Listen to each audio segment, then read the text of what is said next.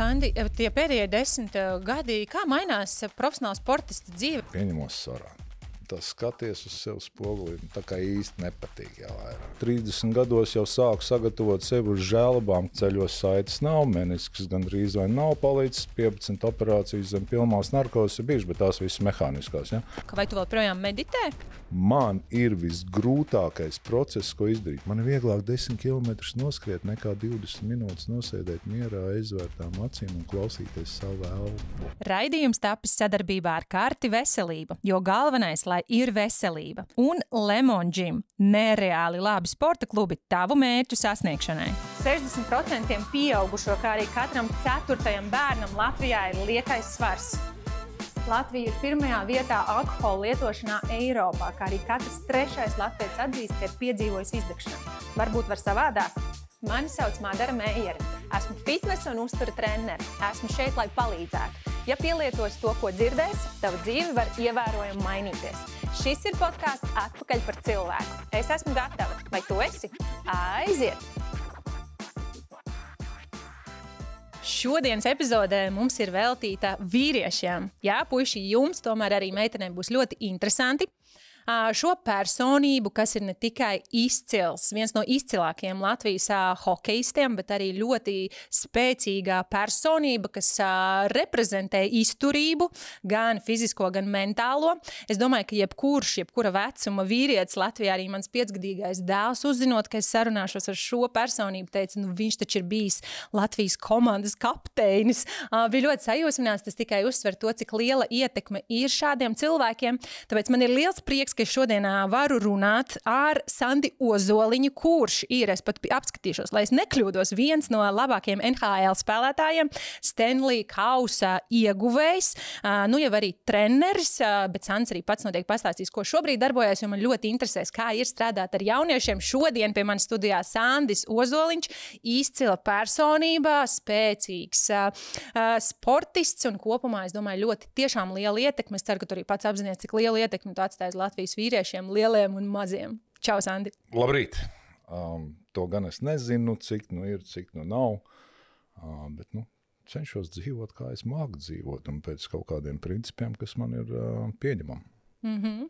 Šobrīd, Sandra, ko tu nodarbojies? Profesionālais sports, tas jau kādu brītiņu, bet ne tik senu īstenībā. Tu ļoti ilgi spēlē. Dekādi jau pagājuši, 10 gadi pagājuši ar pusi, kopš beidz pēdējā bija profesionālā spēle. Tagad es esmu vasarā vadu savu golfu laukumu, un pa ziemu, rudens un ziema un pavasars ir hokejs, esmu skauts Colorado Avalanche. Tas aizņem man laiku. Ko nozīmē skauts? Tu droši vien šāds jautājums hokeja podkāstos nezinu. Nozīmē, braucam, skatāmies, vērtējam spēlētājs vecumā no 17 līdz 18 gadiem, kuri ir atvērti iepriekš drafta, kas notiks, tās selekcijas, ja to var teikt, selekcijas, kur komandas NHL izvēlās savus jaunos spēlētājus. Tas ir jūnijā, un tad mēs visu sezonu skatāmies, kā viņi progresē, regresē, kur viņas stiprās puses, vājās puses un sakārtojam viņas sarakstiņā, kur pēc tam komanda izvēlās sev spēlētājus. Labi, un kā tas ir mainījies, principā 10 gadi, kopumā jau 42 gadi ir diezgan ilgs laiks profesionālajā sportā, vai ne? Jā, es profesionāls atlēts biju 23 gadus, sanāk kopā ar gadu pauzi pilnu.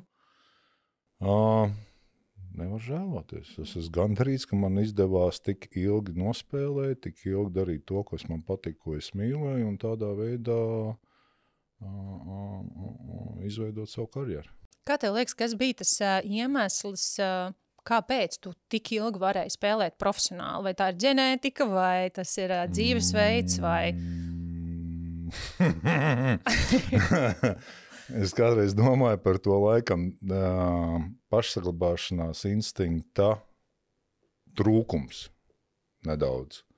Es neapzinājos riskus, es nezināju bailes tādā veidā, kādā varbūt tos vajadzētu to zināt, un spīts pārliecību to, ka es varu vairāk nekā es varbūt spēju, kur nācās apdaudzīties, aplaust ragus, nagus, zilumus uzsist, pārlaust un gan tiešā, gan pārnestā nozīmē.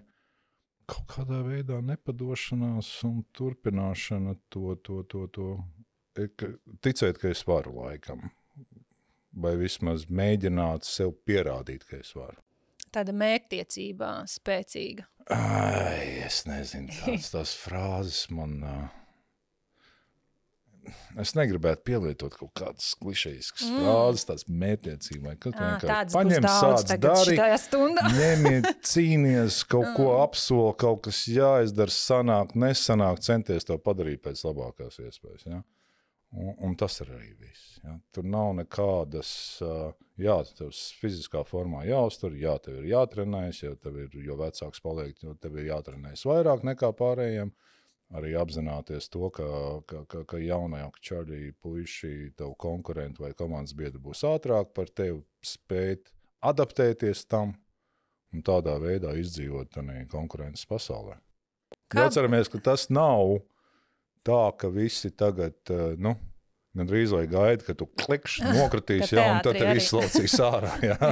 Vai nē, katrs grib ieņemt tavu vietu, tā ir konkurenti, katrs cīnās par savu vietu, jo tas ir darbs, tā ir alga, tā ir iztika, tā ir savas ģimenes nodrošināšana, un konkurence pastāv vienalga, kurā vecumā, vai tev ir 19 gadu vai 40 gadu. Ja? Un ja tu nespēji sniegt to, kas darba devējiem ir nepieciešams, tad tu esi ārā no spēles. Viss. Jā. Tas, cik tālu tu arī karjerā tiki, ir tās augstākais, bet punkts Stanley Kausa augstāks arī nav. Ko ir maksājis tas, jo tu augstu kāpu vai tev sanāca arī zemu krist?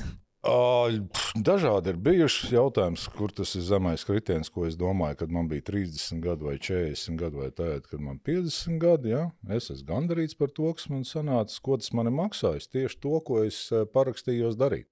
Ja mēs runājam par ilgtermiņa traumām, kas ir atstājuši iespaidu uz manu dzīvi, jā, tās man ir, es ar tām esmu iemācījies dzīvot, un es nekad vairāk nežēlošos.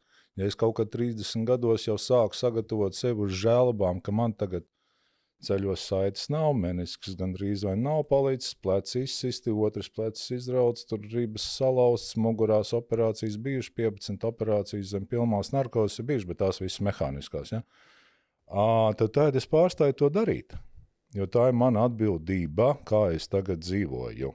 Tā ir mana atbildība, vai es jūtos labi, vai es jūtos slikti. Tas, ka mans darbs bija ar fizisku slodzi, ar ļoti lielu iespējamību traumēties, tas nenozīmē, ka man tagad jāsēž un jāžēlo sevi un jāgaida no citiem žēlabas, vai kādam tagad man būs jādod kaut kas par to, ka man tāds darbs bija. Ir ļoti daudz darbu, kuros ir šāda veida sekas, ja, nav veselīgi, ja tas pats nezinu. Ja tu ilgstoši lasīsi grāmatas, skatīsies monitorā, drukās, tev arī būs kaut kādas sekas, kas tev ietekmēs tā veselību. Līdz ar to es pārstāju sevi žēlot, nolikt tādā pozīcijā, es nabadzīgs, es sāku rīkoties pēc savas karjeras, bet pēc kāda laika sāku rīkoties tā, lai es justos labi, un man šodien es ar savām tām lietām, kuras man ir iegūtas no mana darba, ja tā kā tie trūkumi vai traumas vai limitācijas, es ļoti labi sadzīvoju, es daru daudz vairāk, un es spēju izdarīt daudz vairāk, nekā es to darīju, kad es biju aktīvs profesionāls atlēts, kur es sevi limitēju ar attaisnojumiem, ko es nevaru darīt. Nu jā, tāda laba atbildība par lietām, kas ir notikušas un kas ir šobrīd. Pirms mēs turpinām, svarīga ziņa no mūsu atbalstītājiem, jo vadošie veselības eksperti Latvijā ir apvienojuši spēkus tieši tavai veselībai. Šī ir pirmā lojalitātes karte, kurā ir iespēja krāt punktus un ar tiem norēķināties gan nododot analīzes, gan apmeklējot ārstu, kā arī aptiekā. Ar karti katru mēnesi saņemšu īpašus piedāvājumus gan Veselības centru apvienības poliklīnikā, gan centrālajā laboratorijā, kā arī mēnesis aptiekā. Kopā 350 vietās Latvijā. Jo atceries, ka galvenais, lai ir veselība. Tu minēji un arī mazlietiņa paspiegoju tavā Instagramā, ka meditācija un joga ir tas, pie kā tu esi atnācis. Vai tu esi gatavs padalīties, kāpēc un kurā brīdī, jo skaidrs, ka tu radi par sevi ļoti tādu spēcīgu iespaidu, ko liekas, ja ir tur lauzu deguns, salieku apakaļ, slidoju tālāk, bet mentāli jau mēs visi esam cilvēki, vai tev ir bijis tā, ka tu jūti emocionāls netieku ārā no šī, vai kādā veidā tu sev ar to palīdzēji, vai tas tev ir palīdzējis, vai kā tu nonāci līdz tam, ka tu saproti, iespējams tās pēc spēles aliņš varbūt nav tas, kas to risina, varbūt ir vajadzīgs kaut kā savādāk. Es esmu atkarīgs, mans ķermenis nepārvāra alkoholu tā, kā viņam vajadzētu pārvarēt. Man jau nav problēmas, bet apkārtējiem ir problēmas, kad es lietoju alkoholu. Ķermenim ir problēmas, man nav. Jā, bet ar to es pagaidām tiek galā veiksmīgi, jau daudz gadus, un tas man ir devis savādāku skatu uz dzīvi un to. Jā. Es atkal nespēlēju cietēju lomu vai kaut kādu tādu, es pilnībā baudu dzīvi, vienkārši izslēdzu alkoholu. Tāpat es esmu izslēdzis smēķēšanu. Jā. Kāpēc tu to izdarīji? Jo kāpēc es arī gribu no tevis to dzirdēt? Jo tajā brīdī ir tāda ļoti liela pretestība vīriešiem. Man gan jāatzīst, kad es ar to dalos, piemēram, sociālos tīklos, neceru nosodījumu, vienkārši sakot, tas atstāja ietekmi. Vīriešiem ļoti nepatīk. Viņi saka, ka tā nav. Es nelasīšu morāli. Es nelasīšu nevienam morāli. Katrs ir atbildīgi par to, bet man tās sekas bija nepatīkamas gan jau man, gan arī maniem apkārtējiem, maniem tuvākajiem cilvēkiem. Ja? Un tā tad man tas nenāca viegli, es pilnībā atteiktos no alkohola, bija ilgāki periodi, dažādi periodi, eiforijas kritieni, likās, tā ir viss beigas, tā ir nekas vairāk nebūs, man dzīve ir beigusies un tā tālāk. Bet savukārt daudzas atziņas, ko es iegūtu tādā visā procesā, arī ar cilvēku palīdzību, man bija ļoti vērtīgas, kuras man ir palīdzējušas tajā dzīvē vienkārši kā cilvēkam. Ja? Vai tas ir komunikācijā ar sievu, vai tas ir komunikācijā ar bērniem, vai tas ir darbā. Tas man lielākoties ir devis ļoti vērtīgas iemaņas, mācības, atziņas pašam priekš sevis un rīkus, kā izdzīvot šajā pasaulē. Ar veselu saprātu, lielāko daļu. Ja, bet tas man ir palīdzējis. Ja? Bet katrs ir atbildīgs par savu dzīvi. Es tagad neskaidīšu ar atturībnieku karodziņu un teikšu visiem klausies. Ja tev nevajag darīt to, dariet, ko jūs gribiet, ja tas jūs apmierina, ja jūs apmierina tāds dzīves veids un to visu, un jums dara tas prieku, dariet to, tā nav mana daļa. Es esmu atbildīgs par savu dzīvi, par savām rīcībām. Man ļoti patīk, ka tu minēji to, ka drīkst iet un pateikt kādam un ar kādu runāt. Manuprāt, tajā stiprā dzimuma pārstāvjiem reizēm liekas, ka tā ir kaut kāda vājuma pazīme teikt, ka man ir grūtāk un kā man varētu kāds palīdzēt vai samīļot, vai es varu izrunāties. Un tik skaisti, ka tu saki, es eju runāju ar sievu, ar bērniem, ar kolēģiem, viss kārtībā, mēs varam runāt, varbūt komunikācija. Tas ir tāds stereotips, kur mēs esam iemantojuši, nezinu, no kaut kādiem veidiem, vai tas ir paudzes tāds stereotips, kas nāk līdzi, kad paprasīt palīdzību ir visgrūtākais, ka tā ir vājuma pazuna, kur tieši otrādi palūgt padomu, kādam tieši ir spēka un pazīme, ka mēs izliekamies, ka mēs esam visspējīgi, ja? Bet tikpat daudzās lietās mēs vieni paši nevaram izdarīt daudz neko. Ja? Un tādā veidā ierobežojam sev no kaut kādas labākas dzīvesveida, no tīkamākām mirkļiem vai no kaut kā. Jā, es arī esmu teicis, kad man liekas, ka mana pasaule brūk man, tad otram cilvēkam, kas atrodas blakus, liekas, tad ir ok, ko tu te cepies, nav tik traki, ja? Un tādā veidā mēs palīdzam viens otram pārvarēt kaut kādus tos bažu, šaubu, nepārliecības brīžus, kuri uznāk. Jebkurā dažreiz vienkārši no rīta pieceļos un liekas, un saka, sevi klausies, ir dimbā.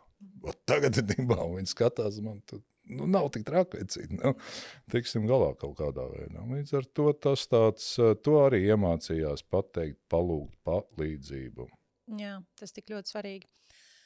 Sandi, tie pēdējie 10 gadi, kā mainās profesionāla sportista dzīve, ņem vērā, kāda tev ir fiziska slodze, cik ļoti daudz ir treniņu, tad pēc tiem vienā brīdī man nav jāiet, cik reizes tev nedēļā senāk bija treniņi, kad tu trenējies? 6-7 reizes mums bija. Mums bija devu apmēram vienu brīvdienu nedēļā, un tad tā vasaras brīvlaiks mums bija lielāks, bet kur savukārt ir pašam jāuztev sevi formā. Tad to bija viegli darīt, uzturēt sev formā, jo tas tavs darbs. Jā, par to tev maksā. Izcils darbs. Tev maksā par to, lai tu būtu Puslīdz normālā fiziskā formā, vismaz labākā fiziskā formā nekā vidējā sabiedrība. Tāpēc fitness treneris kolosāli arī profesija. Man visu laiku ir jābūt formā, un par to maksā. Tieši tā, tu nevari atnākt, ne, un tad, ātri vai vēl sāk zaudēt klients vai kaut ko, viņi teiks, pagaid, tu man pārdod kaut ko, tur ir tehnika, viss ir, bet, vismaz puslīdz, kaut kam jābūt ir, ja? Līdz ar to bija ļoti viegli izdarīt. Pirmais, kas ir no fiziskās puses, un tas tāds arī diezgan dabīgs process, patērētais kaloriju daudzums attiecībā pret patērēto enerģijas daudzumu krasi mainās. Ja? Un it kā tu ēd to pašu daudzumu vai kvantumu vai ēdienu reizes, bet tas svars pēkšņi sāk nākt klāt tikai viena iemesla dēļ. Pārstāj tērēt to enerģiju, tik daudz pat, ja mazais 15 minūšu treniņš vai pusstundas treniņš, kas jau ir pierast lieta un liekas, ka tas nav nekas, bet tas tomēr atstāja iespēju, tas patērēja kalorijas, tas tādā veidā nodezināja to enerģiju, un tas un tādā, tur ir dažādi, vai fiziskais, tur, saprotams, tu palaižās, tur reti, kurš tur iet un turpina, jo jau ir āpnīcis trenēties. Ir āpnīcis trenēties, un kādu laiku cilvēki vienkārši atpūšās un pārstāja to darīt, kas viņam bija ikdienas darbs. Atceramies, tas nav, mēs aizējam 2-3 nedēļā uz zālīti un tur pakačājamies un baigi forši viss ir, ja? Tas ir darbs, kur tev treneris 9 kā nosilpjās, tā tev ir jāvico, jāpild noteikti vingrinājumu, noteikti ātrumā. Un psiholoģiskais arī ir pēkšņi tev tā kā nav, pirmie mēneši ir ok, un tad jau sāk pietrūkt tas viss, un tad sākās varbūt tas pēc tam par ātru sāku beidzu. Bet tad man viena laba tehnika bija, ko es pielietoju. 2 gadus man nācās to pielietot. Es Sočos nobildēju sev pirms spēles medicīnisko procedūru, kas man jāizdara bija, lai es nospēlētu to vienu spēli. Man tā liekas, tā bija par Zviedriem. Es nobildēju špricu to kolekciju, ko man doktors špricēja, lai es vispār izturētu to spēli, gan pretsāpens, gan tur kaut kas tur vēl bija. Vēdrā mavo špricēja 2 šprices spēles laikā. Un tad es to vienmēr atgādināju, un tā, kad sagribējās atkal sākt, saka, kas tev bija pēdējās spēlēs, kādēļ tu vairāk nevarēji spēlēt. Tā, bet svara pieaugums psiholoģiskais, tur augšā lejā, turpu šurpu, pierašanas periods pie, kā to varētu saukt, pie civilās dzīves, uzmanības deficīts un tā tālāk. Jā, un kas notiek tādā savas dzīves plānošanā? Vai tu saproti, tu kaut kā mēģini aizstāt tās darbības, saproti, profesionāls sports vēl ne, bet man to sportu vajag, tātad tu plāno, teiksim, arī tas pats uzturs. Vai tu viņu mēģini saproti, varbūt šito es nenoskriešu to burgeru, varbūt man ir tomēr liesāks kaut kas jāpāt. Nav. Bet kā tad tu esi tādā formā? Pagaid, tur ir dažādi procesi iziet cauri. Nē, es jau paipūstīts un tādā ziņā, vai baigais piemērs, kā tagad veselīgi ēst un to visu. Nonāk bija tā, pieņemos svarā. Tas skaties uz sevi spogulī, tā kā īsti nepatīk jau vairāk. Ja? Nē, davai, tagad sākšu kaut ko darīt, un pēc vecās sistēmas tagad tur iešu skriešu, tur atspiedienu, iešu uz zāli. Tas apmēram 2 nedēļas turpinās, un pēc tam uznāk, attaisnojums. Tad tas svarīgāks, tad pārāk karsts, tad pārāk lietains, tad pārāk augsts, tad nav laika un nav tas, ja? Un līdz ar to es priekš sev secināju, ka tad man tas nebija tik svarīgi. Bet nonācu līdz vienam punktam, ka pēkšņi tas kļuva svarīgi. Un tā bija pilnīgi cits iemesls, cita motivācija, cita disciplīna. Man nepatīk vārds motivācija, cita disciplīna, lai panāktu to, ko es panāktu. Un tad sākās arī patiešām man pašam priekš sevis pārmaiņas. Jo tie 2 nedēļu periodi ik pa laikam parādījās. Ik pēc 3 mēnešiem kaut kur, atkal bijis, Ziemassvētku laiks, piparkūks, kūkas, ar litru pienu noskalo, vēl pāris pīcis uzēt pa virs, atkal sev nepatīk. Ko tad darīs? 2 nedēļas kaut ko tur pavingrinos, drusku salātiņas pēd, atkal ir labi. Ja? Un šitais te cikls bija visu laiku, kamēr nenotika tas klikšķis, kad es pateicu, nē, es gribētu dzīvot savādāk, un tas bija vairāk psiholoģiski motivēts nekā fiziski. Tas bija kopēji, gan psiholoģija, gan to. Jo bija kaut kāds periods dzīvē, ka es sapratu, ka man ir kaut kas jādara, lai es uzlabotu savu psiholoģisko veselību. Jā, cik kolosāli. Jā, un tad tas sākās kopā gan ar fizisko, gan arī psiholoģisko. Ja tu pieminēji to jogu un meditācija. Ja? Tas bija tas periods manā dzīvē, kad tā lielā pārmaiņa manī notika. Jā, tas kāpēc izveidojas spēcīgāks, jo ko es arvien mēr cilvēkiem lieku to uzsvaru, ja tev nav tas kāpēc, es to gribu darīt, tas ir tieši to, ko tu arī aprakst, kaut ko padara, kaut ko it kā nē, teorētiski nav jau tik sūdīgi, tā kā var darīt, var nedarīt. Kad ir tāds, kāpēc es to gribu darīt, tad jau tu nevari, viņš jau tev pakausīs laiks, saka, bet tu atceries to, un tev jau izveidojās dabīgi, ka tu to gribi darīt. Bet nē, nopietni, tas viss, tas process, vai tā disciplīna, vai rituāls, vienalga, kas to, kā to nosaukt, tas sākās ar ūdens glāzi no rīta iedzeršanu un kaut kādu rituālu uztaisīšanu, kurš pēc tam daudz mainījās, atmetās, nogāja, bet kaut kādā veidā tas to procesu iesāk un turpinās viņš. Jā. Viens solīts varētu likties, kad ir jāsaliek kārtīgs, tur visu pēc gada skriet maratonu, skriet to, bet pietiek, ka tu iesāc ar vienu solīti, kaut vai dzert ūdeni. Nevajag sarežģīt visu. Tas ir mans secinājums pašam priekš sevis, jo kā tur kaut kādos dzīves periodos tagad skatīsimies visu tādu YouTube, TikTokos, visas iespējamās platformas, motivējušos video, lasīšu visas grāmatas pēc kārtas, kuras ir motivējuši un tas. Un pēc kādiem 3 mēnešiem to darot, es sapratu, ka es vēl neesmu izkustējies no tā dīvāna, nevienu soli. Bet es zinu daudz, ko es izlasīju, daudz ko pusē es aizmirsu, lielāko daļu es aizmirsu. Ja? Un tas sākās. Ja es tagad iešu uz zāli, tad man vajag superprogrammu. Ja es iešu tagad skriet, man vajag superprogrammu. Nē, viss ir daudz vienkāršāk. Paņem tupelītes, pats grūtākais ir uzvilkt viņas kājās un iziet pa durvīm. Pēc tam jau kaut kas notiks, un daudzreiz bija tā arī, kad sāk skriet to gatavoties maratonam, kas arī tā. Tur Covid, tur tā visa tā izolācija drusku palīdzēja, tam jau nebija ko citu darīt. Un jā, bija daudz reizes, kad domāju, šodien vairāk pa 2 kilometru nenoskriešu. Jo tā pašsajūta bija slikta, sāp, tas tur dur, tas tur sāp, negribās slinkums, augsts, lietus. Bet tā iesāc un skaties jau desmitnieki es noskrējos. Ja? Kaut arī es, kamēr vēl bijis profesionāls sportists, es paziņoju, ka es nevaru skriet, jo man ir slikti ceļi un man ir slikta mugura. Es esmu noskrējis 2 maratonu distances tagad, un man noskriet tagad 10-16 kilometri kaut kādā noteiktā tempā ir tā. Labi, ejam tagad, kaut vai tagad to darīt. Ja? Līdz ar to es sevi limitēju ar kaut kādām atrunām par manām spējām. Tā ir, jā, tas attaisnojums, kas nāk, viņš var būt, bet tad tu sarunā ar prātu un pats attopies, kā man tas likās. Man tas ir slikti ceļa, kā es tagad noskrēju maratonu. Pirms mēs turpinām, paldies mūsu atbalstītājiem Lemonžim, jo kustība ir dzīvība. Un te būs 5 iemesli, kāpēc izvēlēties tieši Lemonžim. Grupu treniņi, 8 klubi pa visu Rīgu, plašas treniņu zonas, profesionāli treneri un elastīgs darba laiks visu diennakti. Tev ir tikai jāatnāk par pārējo parūpējas Lemonžims. Tas viss sāks no prāta, vai ne? Jā, ir savi izaicinājumi, Labi, es varu runāt tikai par sevi. Mēs visi esam dažādi cilvēki. Mēs visi augumi, ģenētika, svars, nezinu, kas vienalga, kuri tur fiziskie parametri. Katram cilvēkam ir savādāk, un arī metabolisms ir savādāks, un sāpes sliekšņi ir savādāk. Man bija tā, ka jā, man daudzreiz likās, ka man tās ceļi izlidos ārā, ka man patiešām tāda kaut kas ir slikts, un tāda man tur būs tas un tas un tas. Bet es spēju pārvarēt tās sāpes. Tanī procesā, kas man varbūt iepriekš likt apstāties. Un tad man ir jautājums pašam priekš sevis bija, vai es sev mānīju vai nemainīju, vai man vienkārši paveicās, ka man neradās ilgtermiņa problēmas. Ja?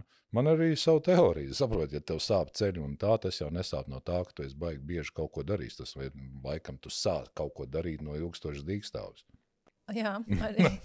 tad gan viss sāp un klab un čīkst un grab, kas man arī ir bijis, ka tu piecelies un nekas nesanāk. Bet savukārt, un tas viss būs, ja gribi mainīt savu dzīvi, gribi mainīt savus paradumus, ja gribi mainīt savu dzīves ritmu, būs nērti, būs sāpīgi, būs grūti. Un sakot to, ka mēs visi esam ļoti atšķirīgi un dažādāki ar dažādiem parametriem un metabolismiem un pārējām lietām, mums 2 lietas, man tā liekas, lielākai daļai ir ļoti līdzīgas. Slinkums un bailes. Un tie ir tie trakākie, kas ir jāpārvar. Ja? Man arī vēl joprojām ir slinkums. Es izdomāšu sev kaut kādus iemeslus, kādēļ man to nevajadzētu darīt, kādēļ es to nevarētu darīt. Ja, vai tie ir ģimene, bērni, tagad tur ir darbs, tagad tur ir daudz jādomā, tagad ir tās. Es esmu pārstājis lietot vārdu nav laika. Man laiks ir pietiekami daudz kam. Un negribās. Man nav vaļas kaut ko darīt. Es labāk pasēdēšu, paskrolēšu, ne, bez īpaša mērķa Instagramas, feisīšas, vienalga, ko ziņas lasīšu pa 10. reizi. Man laiks ir, man nav vaļas. Ja? Un pārvarēt savus bailes, vienalga kādas tam, kuram ir, ja, savu slinkumu negribēšanu, kas arī ir daļa no bailēm, ja, jo būs grūti, nesanāks, man tomēr būs diskomforts, lai es kaut ko sasniegtu. Ja. Un tas lielākais izaicinājums. Jā. Man arī katru dienu. Vai ne? Tas nav neviens tāds super cilvēks, kuram tev trenējoties, tev arī kāds uzdāvināja to kaut kādu pārcilvēcisko spēju, ka tev nekad nav negribēšana kaut ko darīt. Tāds reiz liekas, tev uzdāvināja disciplīnu, vai man ar fitness treneru diplomu iedeva disciplīnu. Lūdzu, tev ir disciplīna celties. Neviens viņu neiedeva. Nē, tur ir tā apņemšanās, vai galā notiek tas jautājums sev, kā tu gribi dzīvot? Jā. Šādi vai šādi? Ja tu esi pieredzējis abus, tev ir, man ir salīdzinājums, un es varu ļoti ātri izvērtēt. Es gribu šo, un tad man arī radās tāda filozofijas doma, kādēļ pārgāja tie 2 nedēļu periodi, ja, un tagad viņi ir garāki un ilgāki. Es tāpat tās kaut ko var mēnesi nomest, visu nost, un man apnīk. Negribu vairāk to darīt, bet man ātrāk tas periods pāriet, un es atkal sāku atgriezties pie savu ikdienišķā dzīvesrīta. Tad tā doma bija, un es to pats neesmu izdomājis, es tur kaut ko redzēju, es noteikti nespējuši nocitēt viņu, bet tad, kad tās sāpes un diskomforts esošajā stāvoklī, ja, ir lielāks par tām sāpēm un diskomfortu, kas būs darot kaut ko savādāk, nu tad noteikti tas maiņa. Ja? Jo mēs vienmēr negribam, mums ir bail, mēs zinām, mēs iesim fiziski kaut ko darīt, mums būs grūti, mums būs paaugstināts sirdsdarbība, ja, līdz ar to trūks elpa, ja, būs grūti, ja? Bet tas ir daļa no tā sastāv, tas ir daļa no progresa, vai tas ir mācībās, arī būs grūti, ja tu tikko sāks, ja? Tas pats arī ar fizisko pašsajūtu vai ar ēšanu, ja? No sākuma būs grūti, ja tev pateiks, nē, saldums visu laiku, nu gribās viņš.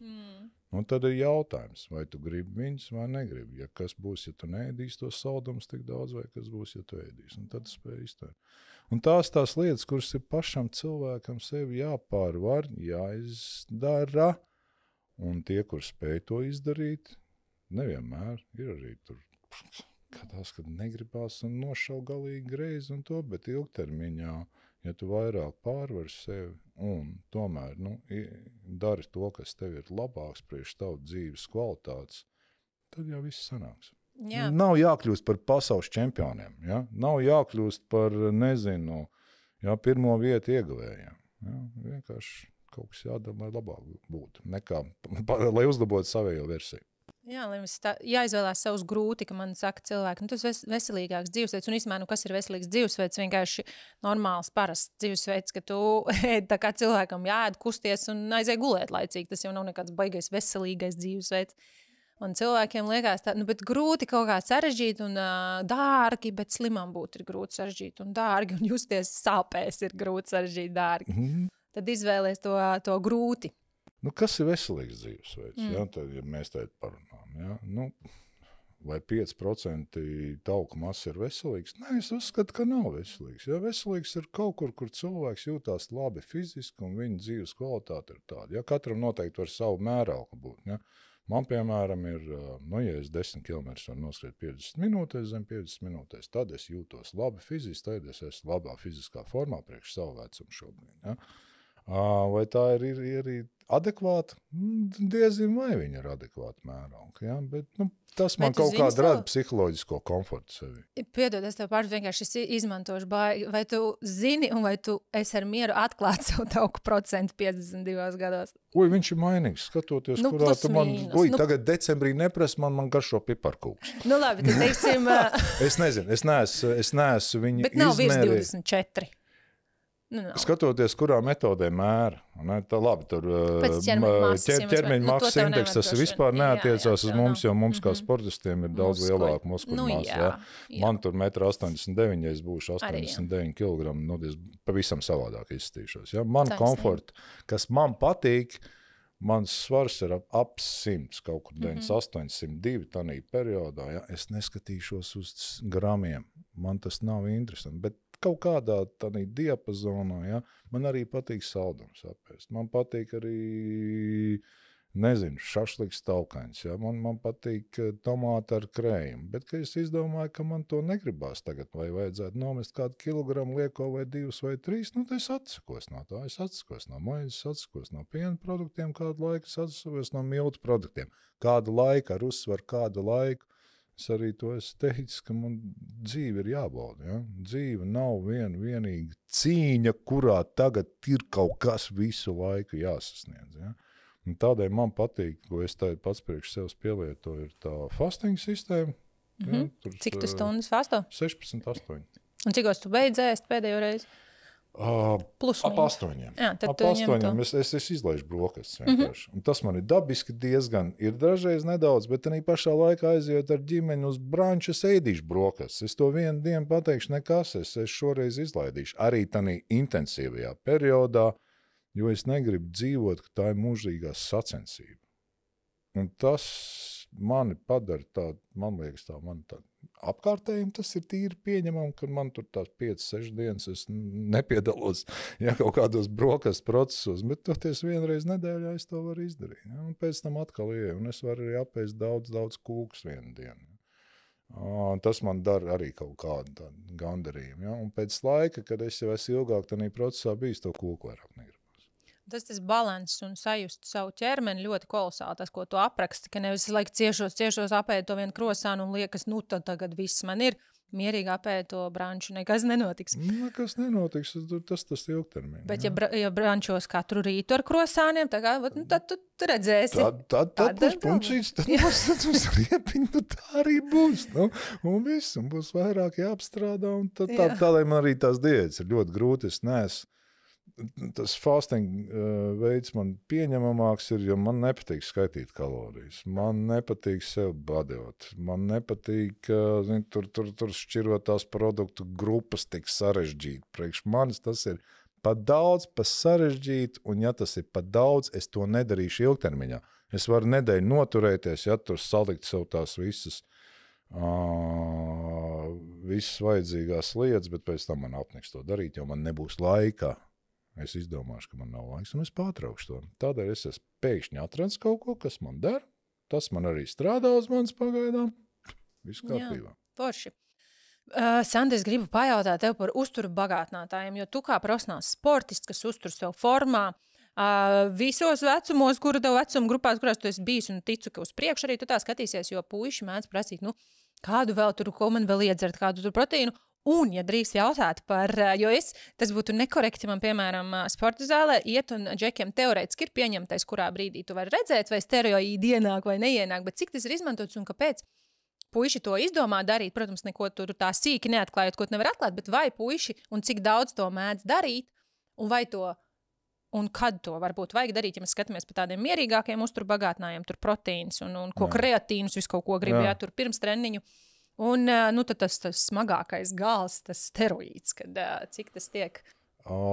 Cik man bija zināms, tad es neredzēju nevienu un nezināju, kas manā apkārtnē tanī sporta, hokeja būtu lietojis steroīdus. To jūs arī nedrīkstējāt visdrīzākais, vai ne? NHL vēl kaut kādu ilgu laiku bija atļauts, pēc tam, kad mainījās noteikumi un tad aizliedza vai sāka kontrolēt to.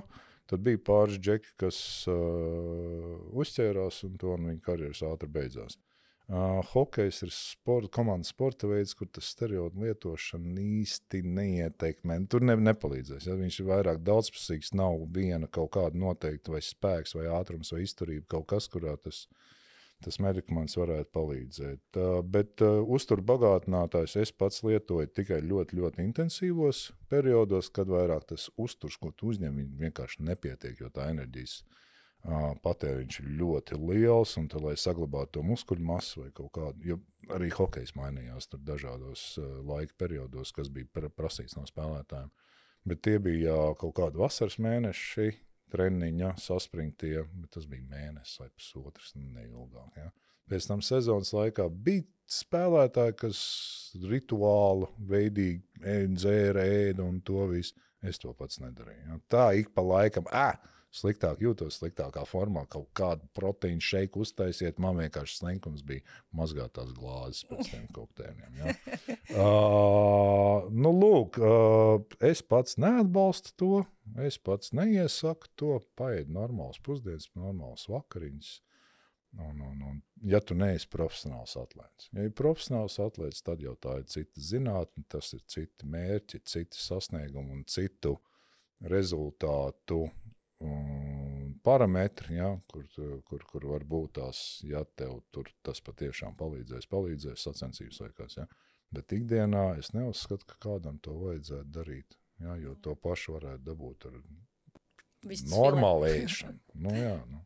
Pirms mēs turpinām, gribu atgādināt par vietu, jeb man jauno pavāra grāmatu, ko man ēst, kurā atradīs gandrīz 100 pilnvērtīgas, garšīgas un viegli pagatavojamas maltītes tavās mājās. Esmu ne tikai papildinājis tās ar kaloriju aprēķinu, uzturvielu aprēķinu, bet arī papildināju grāmatu ar 10 pilnvērtīgiem zelta padomiem ikdienai. Un bonusā mana māsa, profesionāla šefpavāre Monta, ir pagatavojusi receptes, kas ir restorāna cienīgas, tomēr viegli pagatavojams tavās mājās. Tev atliek tikai aiziet uz virtuvi, par pārējo parūpējāmies mēs. Kāda šobrīd ir tava treniņu rutīna? Ja tu vari to nosaukt par rutīnu, un kurā brīdī ienāk, vai tu vēl projām meditē? Tas arī tavā treniņu vai joga ir tīri kā bez tādas... Man pagāja kāds pusgads, kamēr es sapratu, ka jogas nodarbība ir savu veidu meditācija arī. Var apvienot. Jo pirmo pusgadu stenēdams tur ņēmos un nekas nesanāk, grīļojos, gāžos un tur kāda elpošana, tur vai tad YouTube video, tur lielākoties meitenes tās vadītājs ir, ja tur saka, tagad elpojam tā un šitā, un tur nevar tikt līdzi un vienmēr greizi, kad ir jāielpo, tu izelpo un otrādi, ja, un tad tu pēc pusgada tikai sāku noķert, kas tas vispār ir un kādā veidā tas ir. Meditācija man ir visgrūtākais process, ko izdarīt. Man ir vieglāk 10 kilometrus noskriet nekā 20 minūtes nosēdēt mierā, aizvērtām acīm un klausīties savu elpu. Tas ir paradoxāli, tas nav. Es labāk stundu skrienu nekā 20 minūtes sēžu aizvērtām acīm, ja, jo tomēr tas ir tā māksla vai iemaņas vai spēja to darīt ir fantastiski. Ja. Kad es pieķeros ļoti intensīvi pie meditācijas, vienmēr ir bijis, kad kaut kas nesanāk dzīvē, kad neesmu apmierināts ar dzīvi un notikumiem un to, un tad vajag dabūt to iekšējo mieru kaut kādu, un tad skaties, kur tas ir, tad jau ir tas par vēlu. Meditācija ir tas process, kurš jādara ir ikdienā, lai pēc tam, kad pienāk tas laiks, tie jau būtu tās rīki, tie veidi un spējas to izdarīt un sev nomierināt, ja? Man ir periodiski ar meditācijām, es cenšos to darīt jogas laikā ar elpošanu, un tādā veidā arī atslēgties no ikdienas. Tādas, nevis atslēgties, bet pabūt vienatnē ar sevi, jo atslēgties tā ir izbeigšana, manuprāt. Ja? Rutīnas darbs noteikti nosaka, ģimenes dzīve nosaka manas rutīnas, man patīk no rītiem visu, ko darīt, izdarīt, es esmu vairāk rīta cilvēks, kur ja es varu pagūt, es izdaru to no rīta, un tad man ir miers uz visu atlikušo dienu. Man palīdz to, ka man sieva ir aktīva, viņai patīk vingrot, mēs kaut kā sākām kopā to visu to procesu, un viņa tāda vairāk vēl pa mani dara nekā es, bet tas tāds arī tāds viss Ikdienas, es saku, es sev negribu ielikt kaut kādā. Ja es trenēšos priekš maratonu, man būs noteikts saraksts, ko es darīšu. Vai es gribu noskriet vēl vienu maratonu? Laikam vienu, jā. Jo es to arī neuzskatu par ļoti veselīgu tādu sporta veidu maratons. Ja, varbūt tās pusmaratons ir ok, ja, bet maratons ir diezgan fiziski grūts un ļoti daudz prasa enerģijas un arī no ķermeņa daudz liela fiziskā slodze. Ja. Bet tad gan ir, jā, tad ir noteikts grafiks, tad ir noteikts dienas, kuras arī dažreiz nākās samainīt. Jo ir dzīve. Jo dzīve notiek. Dzīve ir dzīve. Vai tu saslimst, vai tur pēkšņi kaut kur jābrauc, vai tur pēkšņi kaut kas jādara. Tādēļ es cenšos to neuztaisīt par jā vai nē, tagad vai nekad kaut kādu procesu. Tas ir nesanāk, tad viss pie malas. Jā, un tādēļ es esmu arī atteicies no kaut kādām motivējošām lietām motivācija. Motivācija, ja strādā īstermiņā, manuprāt, vismaz priekš manis, tas kaut kāds fizisko un psiholoģisko spēku mobilizāciju uz īsu laika periodu, tas var būt mēnesis, tas var būt 6 mēneši, tas var būt pat 3 gadi, pēc kura laika tas pāriet. Ja? Un tad mēs paliekam, vai es atgriežos tādā pašā vietā, kur es biju sākumā. Ja pārgājis tā motivācija. Kad tas kļūst par dzīvesveidu, tad jau ir ilgtermiņā labāks izredzes saglabāt to dzīvesveidu vai dzīves kvalitāti, kāda man ir bijusi tādā periodā. Un līdz ar to tur tā motivācija nav tik svarīga, cik disciplīna. Disciplīna, varbūt tas ir skarbs vārds, vai kaut kā asociējās, disciplīna, ka tas kaut kas slikts. Nē, izpacēt zobus arī ir disciplīna, katru rītu, katru vakaru, ja. Izdarīt kaut kādas mājas darbus, arī tā ir disciplīna. Tas nav jābūt ar tādu negatīvu, bargo pieskārienu, izklausās, ka tas ir traki. Nav tas traki, tā ir vienkārši dzīves secība, kārtība, ko tu izvēlies darīt, lai uzlabotu savu dzīves kvalitāti. Jā, ļoti forši man patīk arī cilvēki, kas ir sportā un profesionālai sportisti īstenībā to visvairāk ir sapratuši paši to atšķirību starp motivāciju un disciplīnu, jo arī Stradiņu universitātē māca, kas ir motivācija iekšēji un ārēji, un tā disciplīna tavs apsolījums sev, un tu to tik kolosāli aprakstīji tiešām iz dzīves un iz savas pieredzes, jo cilvēki mēdz meklēt, ka tā motivācija, tad man viņa zuda, un tad viss vairs neko. Un disciplīna, tas jau ir tikai tiem, kuriem gēnā tā disciplīna, bet ir vienkārši to, ko tu tāda ikdienas apsolījums sev, ka es to izdarīšu un nemeklēšu, ja tā ārējā motivācija pazūd un nav iekšējās, tad arī tas nebūs ilgtermiņā. Interesants arī par ātrā refleksiju par meditāciju, kad tu saki 20 minūtes grūti nosēdēt, pilnīgi tā arī ir, un es to arī absolūti saprotu. Tika veikts pētījums, kurā cilvēki tika ielikti tukšā telpā, 30 minūtes viņiem ir jāsēž vienkārši vieniem pašiem. Un telpā bija arī elektrošoks. Vienīgā aktivitāte, ko viņi var veikt, ir tas elektrošoks. Un lielākā daļa cilvēku tiešām sevi stimulē šo elektrošoku, jo nav neko citu darīt. Tu sēdi, tu nevari viens pats nosēdēt, tāpēc it kā liekas, vienkārši pasēdi. Vienkārši pasēdi ir grūtāk nekā aizēj noskrien 10 kilometrus. Pats grūtākais ir būt ar sevi. Būt ar sevi, jādzird. Un ir cilvēki, dāmas gan, kuras man atzīstās, ka tajā brīdī, kad viņas sēž viens pašas klusumā ar sevi, viņas raud. Ne no kā, man liekas, tad iespējams tu beidzot dzirdi sevi, un ka tev varbūt ir bēdīgi. Nezinu. Jāpasēž varbūt. Dažādas un visādas, un dažreiz domā, kā es līdz tam varēju aizdomāties tādā laika periodā, bet jebkurš, atkal, no kā mēs sākam, no kā es sāku. Man bija vairākas reizes, es mēģināju tur staipīties, vai ne, ko saucam par jogu vai jogas disciplīnu. Ja? Bet es uzreiz sāku ar stundu vai 45 minūtēm treneru pavadībā. Saprotams, es jau pēc 15 minūtēm cauri slapšas nekam vairs netiek līdzi un neko nevar darīt. Ja? Vai meditācija uzreiz ar 20 minūtēm vai pusstundu man tā ir jāsēž. Tā mocības totālākās, ja? Gan viens, gan otrs. Ja? Un tad es izdomāju, ka tas nav priekš manis. Man nesanāk, man nepatīk, tas ir muļķīgi, jo man nesanāk vienkārši. Ja? Es negribēju atzīt, ka es nemāku. Bet, kad es sāku, labi, tagad pamēģināšu 15 minūtes to jogu, ja? Pamēģināšu 5 minūtes tur pasēdēt. Ja? Un pamazām, es sev attīstīju tādu veidu, tā kā 15 minūtes vienu dienu, 22, 3, tā aplikācija man izdarīja. 25 minūtes pēc tam, pusstundu, un tad jau lielā sesija 45 minūtes. Hatha joga, kur 1 minūtī tas notur vienā pozā. Ja? Un kaut kas sāk ienāties. Ja? Un tām 15 minūtēm man pietika, lai es sāktu kustēties, lai es saprastu, ka drusku kaut kāds progress notiek pēc kaut kāda laika. Neuzreiz, saprotams, pirmās, pāris mēnešus nosvīdis, bija no locīšanās. Ja? Bet pēc tam jau sāk tev kaut kas padoties, kaut kas labāks. Ja rodās mērķi, es tagad gribu tā, tur vairāk. Un tad labāk, un tas viss, tas pats ar meditāciju. Jā, es pēc tam nogāju līdz 40 minūšu meditācijām to, bet ja es būtu sācis ar to atkal, visticamāk, es būtu atkal pēc 2 nedēļām pateicis, ka man ir cits svarīgāks lietas, kas man jādara.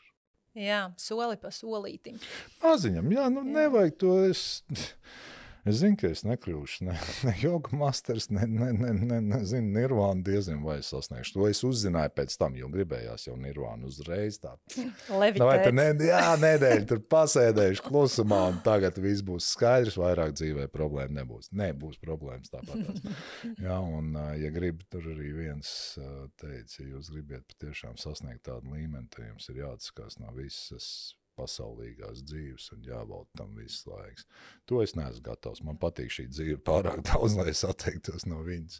Un visi notikumi. Kļūt par mūku. jā, negribās. Nav tā stadija pienākusi. Ja kādam ir lūdzu, tas ir arī forši. Ne? Lūk, un tādēļ tādu vienkāršotāku sistēmu es priekš sevis izvēlos, un viņi man pilnībā apmierina. Un mana dzīves kvalitāte, man pašam sev novērojot, ir uzlabojusies. Ļoti liels prieks īstumā dzirdēt, jo tev tiešām ir bijis tas profesionāls sports tik augstā līmenī un tik daudz, un tu neesi un uzraudzībā no treneriem un no komandas, bet tu spēj turpināt to savu ķermeni, turēt tiešām formā un nepadoties tam dīvānam, un es tagad atpūtīšos visu dzīvi. Tik pa laikam sanāk. Jā, vai tas ir balans dzīve, tas nav uz 10 gadiem. Un tad vienmēr 42 gados beidzas profesionāls sports, un tu izdomā, ka neko, un tagad 52 gadi pienāk, tā pagad 10 gadi pagājis, neko nedarīja. Un tad ir jau grūtāk varbūt, bet neiespējami. Nē, nekas nav neiespējami. Var mainīt visu, ko jebkurā vecumā. Jā, piekrīt. Neklausieties nevienu, ka kaut kas rekutētas izdomāja audzēt mācis 52 gadu vecumā. Jā, dažiem nepatīk, dažiem patīk, lielākā daļai pilnīgi vienalga, ja. Cik ilgi tas turpināsies, nezinu. Vai es izdomāšu kaut ko jaunu nākamgad vai šoruden darīt, pilnīgi iespējams. Un neviens jau nav, es jau pats sev esmu tikai cilvēks. Un ja es to gribu pamēģināt, kas man liekas to pamēģināt? Tieši tā. Tur jau tā interesantums dzīvē. Sandi, es tev lūkšu noslēgumā paveikt teikumu. Īsts vecis ir? Nav nejaus. Labi. Redz, nav tāda definējuma, ja? Es nezinu, es esmu dzirdējis tādas īsti večus kaut kādas tur, bet es īsti nezinu, patiešām, kas ir vīrietis īsts, ja? Man nav definīcijas, es patiešām nezinu, kas ir īsts vīrietis. Tava atbilde bija brīnišķīga. Sandi, paldies, ka tu atradi laiku. Es tev dāvināšu garšīgu dzērienu, kuru padzerties brīvākā vai aizņemtākā brīdī, kombuča, bez grādiem, bez cukura. Super! Tā kā var dzert gan no rīta, gan vakarā. Tiešām man liels prieks, ka tu biji šeit, tu iedvesmo un tik ļoti vienkāršā, tāpat laikā stabilā un saprotamā valodā izstāsti tās dzīves pārliecības, principā šīs stundas laikā. Tā ir tāda Stradiņu universitātes 3 gadu kursu. Tu izstāstīji, ja mēs katrs to mācētu, tik vienkārši tavas pieredzes, ka tu padalījies, un tā ir liela dāvana mums visiem, ka tu atklāt arī stāsti par tiem dzīves arī kritumiem, kas ir bijuši, kā tu spēji no tā tikt ārā. Tev ir ļoti liela vīrišķība, tai pašā laikā arī tas maigums, kur, manuprāt, ir forši parādīt arī vīriešiem, ka tā var būt. Nav jābūt tam skaldi un valdi vecs ceļos un gāžos, var arī kādreiz mierīgi no rīta pateikt sievai, klausies, ir dimbā. Ja? Tāpēc liels tev paldies, man liekas, ka pasaule ir labāka vieta, ka tu te esi, un tā turpini ar meditāciju un jogu un vispārējo. Paldies.